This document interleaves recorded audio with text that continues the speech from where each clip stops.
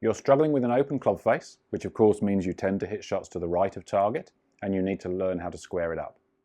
Now there are several places in the golf swing we can look, so it's sort of a process of elimination. You can start at impact and see what you're doing there, or you can start from setup and work through the swing until you finally arrive at impact. So that's what we're going to do with this video. The first thing is of course setup. How we grip the club can make a huge difference to the shots we hit. A neutral grip tends to have both hands rotated slightly away from the target. About 15 to 20 degrees is the standard for most golfers. That's what we would call neutral. Now, very simply, if you take your grip and then look at where your thumbs sit, if they're both down the top of the grip, which is where most people have them, you probably have what we would call a weak grip, and that may be encouraging the open face.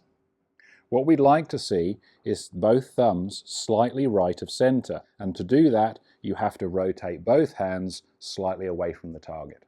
If you look into a mirror, a simple one would be that the lines you create when you push the thumb up against the side of the hand are going to point somewhere close to the right shoulder. If we have a reasonably neutral or even a strong grip, but we still struggle with an open face, now we can move into the golf swing. So the first point would be, as you start the backswing, if we're rotating the face excessively open, what you'd notice is the club face is rotating up towards the sky. And this is much more open than we need it. A square club face that has little to no rotation is still going to point some amount down. A vertical leading edge with the toe pointing up and the face pointing horizontally to my left would be acceptable. This means there has been some rotation, but if we really want to avoid any at all, we'd like to try and keep that face pointing down as much as possible. So the first step would be, as the club reaches about hip height, we want that face still pointing down. The second would be at the top of the swing. So if I take the club all the way to the top, and we notice that the toe of the club is pointing down towards the ground, again we've had too much rotation of the face. So the more that club face points up to the sky or away from me, the closer it will be to square. So again, if we take our setup, we're going to rotate back, club face points down to the ground, and then the club face points up to the sky away from us. Now during the downswing, what we call the delivery position, which is as we were on the way back, when the club is at around hip height and the shaft is parallel to the ground. It's exactly the same thing. We don't want the face pointing up to the sky. So we could have a good backswing, we could be good at the top, but if we're rotating the face and it's pointing up at the sky, we've now got a lot of work to do from here to the ball. So again, we'd like the face pointing down towards the ground some amount. So go through it again, neutral grip, club face points down, club face points up, and club face points down again.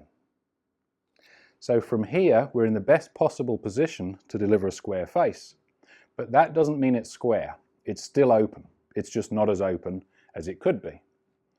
So what we need to do from here is what you might call the release. And how we release the club is vital. Because if the club face is still open, we can keep it open and still hit our shots to the right. A good thing to do is look at the glove as a reference. Take the logo of the glove at setup, and what you'll notice is essentially the glove logo is aiming towards the target, as is the club face.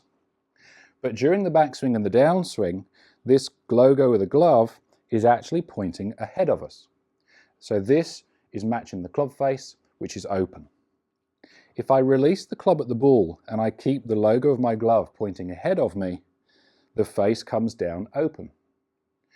If I can rotate this hand, so instead of keeping the glove logo pointing ahead of me, if I rotate it back towards the target, of course the club face is going to accompany that and rotate towards the target as well. So the key feeling at the bottom of the swing is to make sure we're rotating this lead arm towards the target so that our glove faces it. From here, the rotation will continue some amount and the logo of the glove would actually point behind us. And this is a full release. you'll see that with both hands on the grip, my right hand is going to cross over the left. And that's simply because it has to if this arm is rotating over. Now, of course, especially with the release part of this, we can overdo it, which means we could close the face and instead of hitting the ball to the right, we'll be hitting the ball to the left. But at least if that happens, it shows progress. It shows that we're changing what we need to change to straighten our shots. So again, have a few practice swings, nice and smooth to begin with. Make sure it's flowing well. Make sure there's good focus on that left hand rotating so that the glove logo points at the target as we arrive at impact. And if it feels okay, hit a shot, and we're hoping for either straight or left.